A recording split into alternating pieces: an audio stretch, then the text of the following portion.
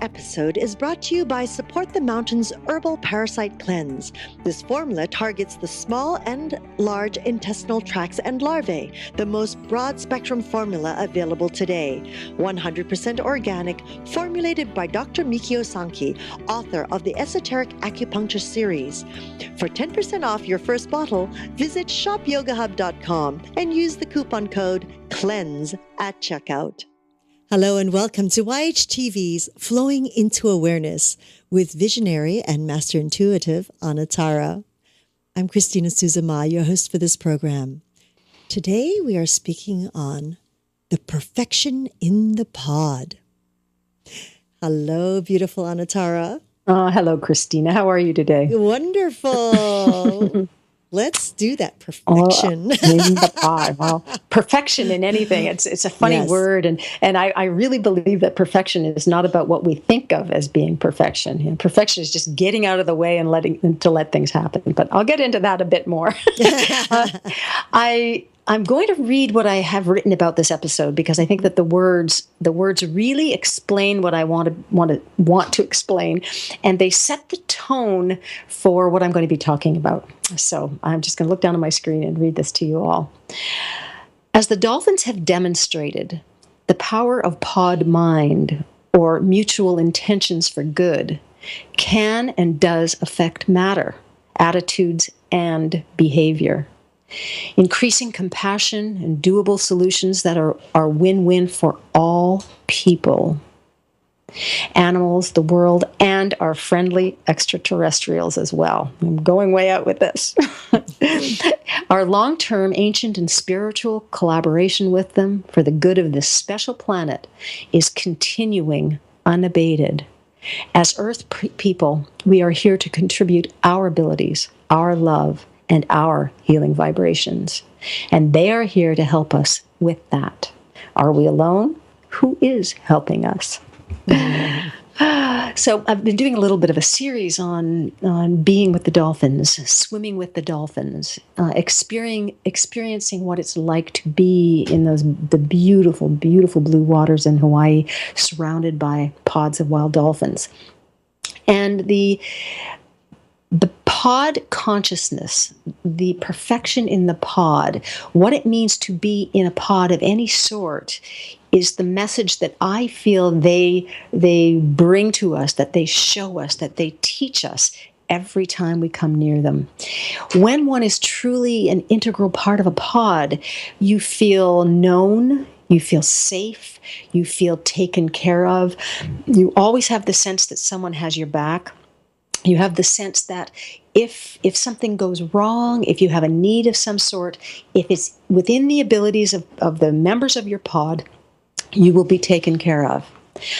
I think that the most important element of all of this is, however, that if we believe and if we know that we are not alone, then so many of the fears and the things that feel tenuous to us in our lives, it disappears because you know you don't have to decide something on your own.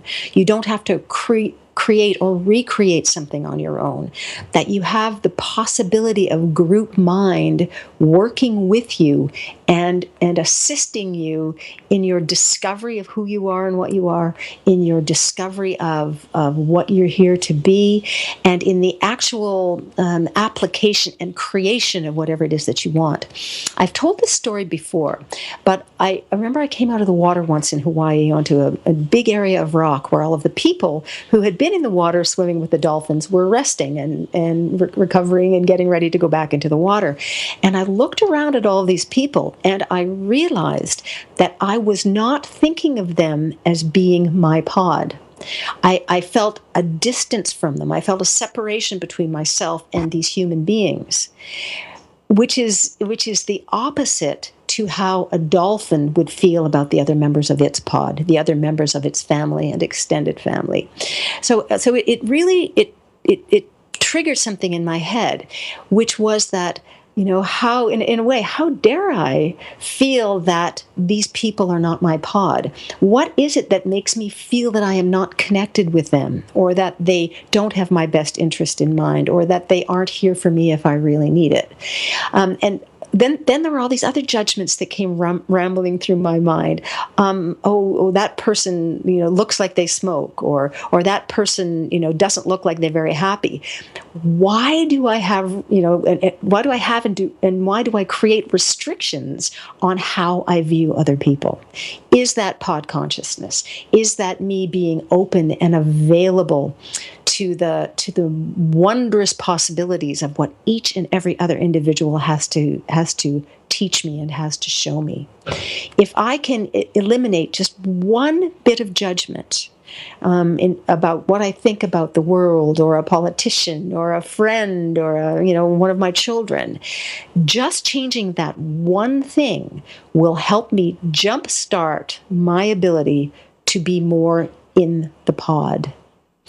I love the sense that one has when they dive into the water and see the dolphins.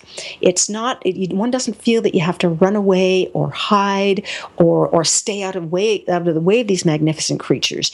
You feel their acceptance and you feel their inquisitiveness as they look at you and sense your dynamic vibrational sort of frequency, and decide that you are interesting enough for me to be to make an effort to get to know. You are interesting enough for me to be able to touch you in some way. A lot of it with the dolphins isn't physical touch, it's intuitive touch, it's telepathic touch.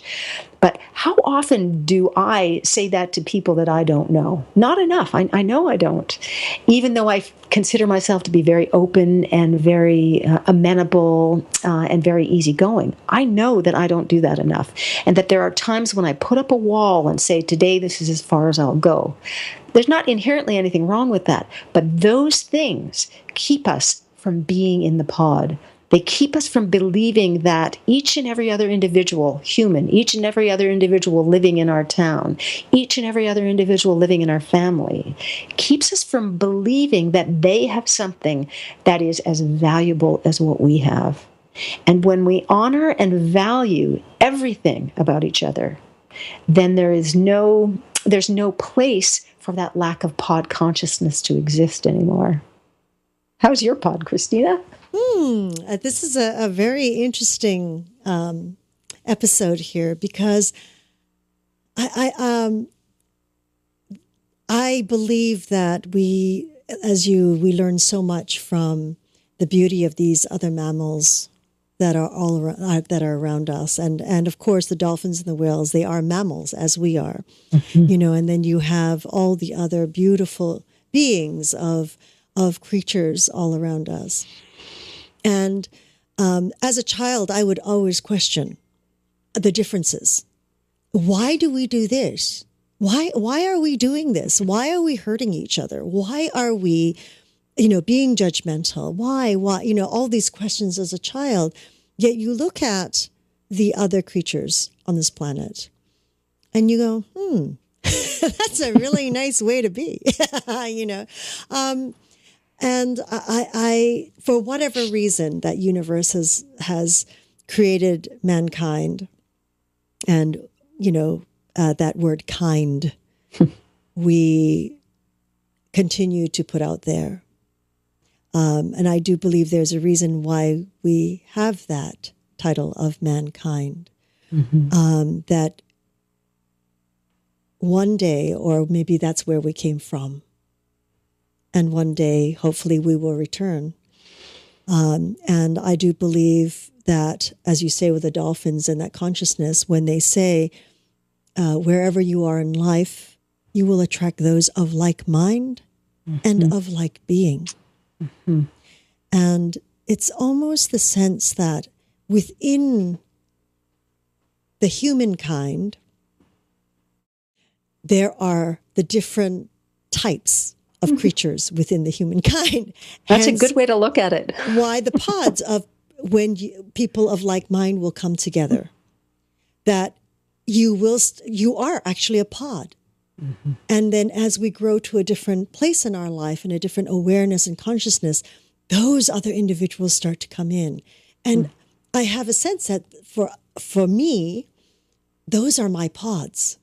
Like I have pods for different facets of my life, whether it's in the industry of the entertainment world or the world of health and wellness, of doctors, or of the world of metaphysics and people who are into, the healing arts of energy and medicine. And I feel like these are the different pods that I have nurtured or created around myself. And I mean, I completely agree with you about every time, the way we are society and life and, what we've been taught, to put those barriers up, put those boundaries to keep us safe. And it's like, gee, if we could keep giving it's like one of those things to keep giving to community and helping community, we all would love to do. But there is the other side of life on this planet, which we have to make the money. We have to, it's that balance that we as, humankind have to continue to move forward in. And does it make us happy? Doesn't it make us happy? Those things are the ebb and flows. And I think that's also part of our journey. Oh, it is. I agree completely. Create. Yeah, it is, and that is really what they're here to show us. When those words that I use, the ancient spiritual and long-term collaboration that we have with the dolphins, they have been with us, witnessing and encouraging us to move through the things that you're describing. Being human and still coming to understand what pod consciousness is. Being human and still coming to a place where we know how to put that all into a framework that allows our hearts to open to one another and allows our hearts to open to the plan of the planet, whatever that might be. I like that. which does change, the way our pods change, the way our core groups change. And then as well, there is that all-encompassing complete pod of humanity where we are appreciative of even those that we don't necessarily like, and even those who we may feel have a less to contribute than we have, that doesn't matter. That there is a reason for the all-encompassing parts of the membership of the human pod.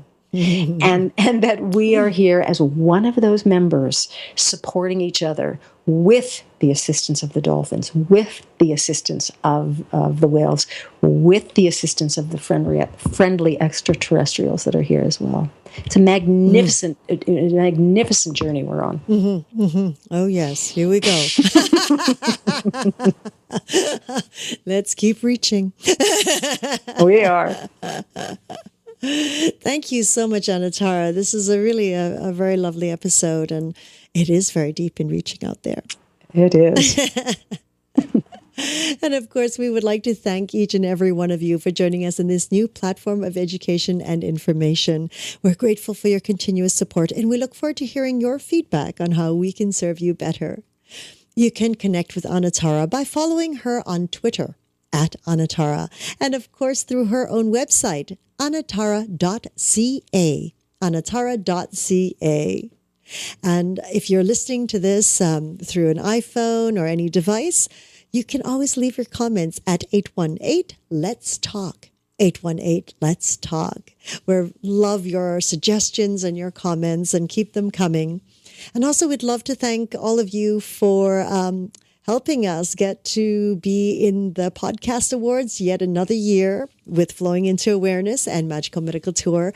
And hopefully we will have the results for you shortly in the next couple of weeks. Thank you so much for joining us. And until next time, namaste.